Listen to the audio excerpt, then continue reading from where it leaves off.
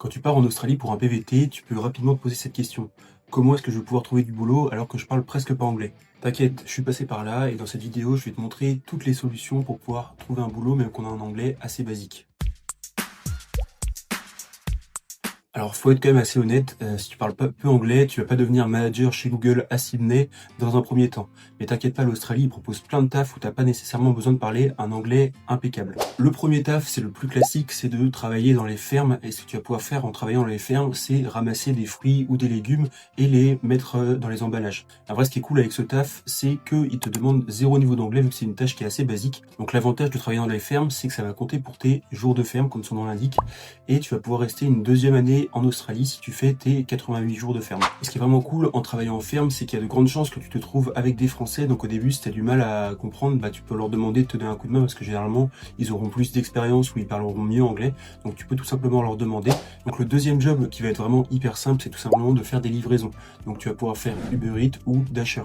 En fait, c'est hyper simple ce job parce qu'il faut juste aller récupérer les commandes et que tu les livres chez les personnes avec quelques mots. Donc bonne journée, merci et au revoir. Ça suffit largement pour pouvoir faire ce job. Je t'ai fait une vidéo juste ici pour expliquer comment tu peux devenir Uber Eats. Avec le lien que je te mets dans la description en plus, tu auras 500 $ offerts si tu t'inscris avec mon lien d'affiliation.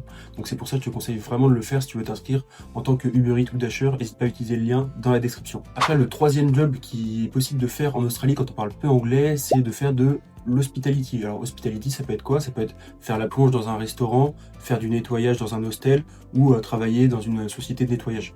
En fait, vu que c'est du nettoyage, tu vas pas avoir beaucoup d'interactions en anglais, donc ça va se faire assez facilement et tu auras vraiment pas de problème parce que en fait, ils vont te donner des missions, ils vont te dire bon bah voilà, faut que tu nettoies ça dans la demi-journée. Tu le fais et là, t'as pas besoin de parler anglais, c'est vraiment hyper simple.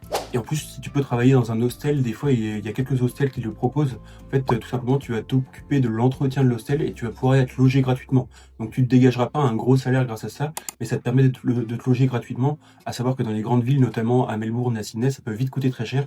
Donc, au début, pour commencer, ça peut être un bon moyen de gagner un petit peu de sous et en même temps de te loger gratuitement. Et le quatrième job, c'est de travailler dans la construction en tant que laboureur. Donc, c'est manœuvre pour faire court, pour faire les tâches assez basiques. Donc, il y a plein de backpackers qui commencent par la construction parce que c'est un taf qui est quand même assez simple, donc porter des charges. En plus, c'est pas trop mal payé. Par contre, faut que tu passes la white card au début.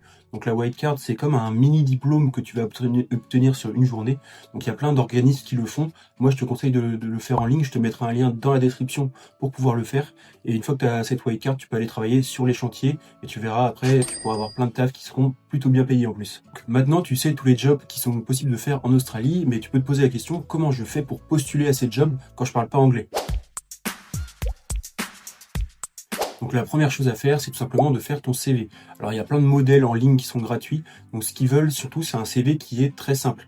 Mettre en avant vraiment tes expériences professionnelles, c'est un gros atout parce que même si tu as fait de longues études, c'est pas vraiment ce qui va les intéresser. Eux, ce qu'ils veulent savoir, c'est plus tes expériences professionnelles. Le deuxième petit point pour le CV, c'est tout simplement de pas mettre une photo dans ton CV. Je sais qu'en France, on a l'habitude de le faire, mais en Australie, c'est plutôt mal vu. Donc enlevez la photo de profil sur votre CV et au moins vous aurez plus de chances de trouver un job. La deuxième chose à faire, c'est tout simplement d'imprimer tes CV. Donc là, tu en imprimes une trentaine ou une cinquantaine de CV et tu te rends sur place. Donc là, tu vas dans les restaurants, dans les cafés pour te présenter et pour pouvoir laisser ton CV. Même si tu parles pas très bien anglais, ça va pas être un gros atout, mais ça va être mieux que d'envoyer des CV par mail, parce que les CV par mail, ils vont jamais les regarder. Au moins, si tu viens sur place, ils vont voir que tu es vraiment motivé et que tu as envie de bosser pour eux. Après, la troisième chose à faire, c'est de regarder sur Gumtree. Donc Gumtree, c'est l'équivalent de Le Bon Coin en Australie, mais c'est aussi sur la plateforme que tu peux trouver des jobs.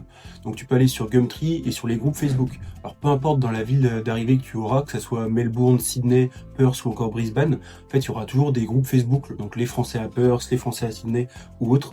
Donc n'hésite pas à te mettre sur ces groupes-là pour pouvoir publier ton annonce en disant que tu cherches un job et que tu es disponible à partir de maintenant, quelles compétences tu as. Il y a beaucoup de backpackers qui trouvent des jobs grâce à ça, grâce à Facebook. La quatrième chose à faire, c'est tout simplement de parler aux autres personnes.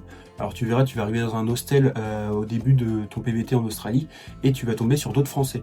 Eux, ils vont pouvoir te dire, parce qu'ils auront plus d'expérience, et des fois, avec le bouche à oreille, tu arriveras à trouver un job.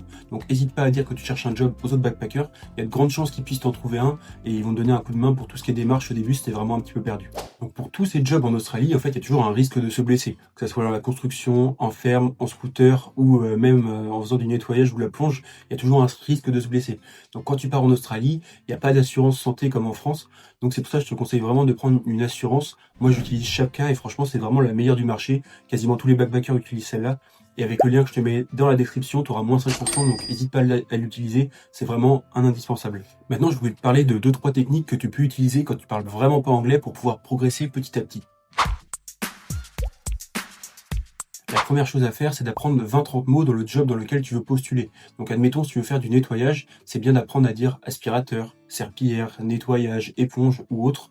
Comme ça, si tu apprends ces 20-30 mots, ce sera beaucoup plus facile au quotidien. Si ton chef te donne une indication, au moins tu seras moins perdu parce que tu connaîtras les mots de base. La deuxième technique, c'est d'utiliser Google Translate. En fait, tu peux juste parler à ton téléphone et leur montrer au début si tu comprends vraiment pas. Le but à terme, ce sera de t'en détacher. Mais au début, si t'es vraiment perdu, n'hésite pas à l'utiliser pour pouvoir comprendre ce qu'elle dit et pour pouvoir t'exprimer. Au moins, ça te permet d'être sûr de tes interactions. La troisième technique, c'est tout simplement de travailler dans un environnement où il y a d'autres Français. Alors que ce soit sur les chantiers, en ferme, en hospitality ou même Uber Eats, même si Uber Eats, tu seras un petit peu isolé.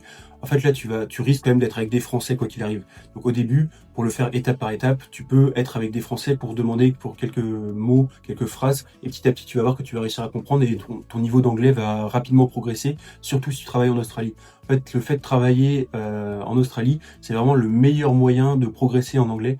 Donc même si au début, ça sera un petit peu difficile, c'est normal, tu vas pouvoir comprendre quelques mots, après quelques phrases, et après avoir des discussions complètes avec tes collègues, et tu verras après, tu seras d'autant plus fier de toi d'avoir réussi à progresser en anglais. Donc oui, même si tu parles peu anglais, tu vas pouvoir trouver des jobs en Australie, il n'y aura pas de problème à ce niveau-là. Et le plus important, c'est surtout de se lancer, ne pas avoir peur. En fait, une fois que tu te lances, tu vas voir que petit à petit, tu vas progresser, tu vas prendre de l'expérience, tu vas pouvoir discuter de mieux en mieux avec tes collègues en anglais. Et après, tu vas voir, tu vas vivre des expériences incroyables, ça va être trop cool et découvrir plein de nouvelles cultures. Donc je te conseille vraiment de te lancer, juste faut pas avoir peur et y aller. Donc j'espère que cette vidéo t'aura plu et qu'elle t'aura rassuré. Si c'est le cas, n'hésite pas à mettre un petit like, un commentaire et à t'abonner à la chaîne. Et surtout, si t'as un pote qui part en Australie mais qui parle peu anglais, n'hésite pas à lui partager la vidéo.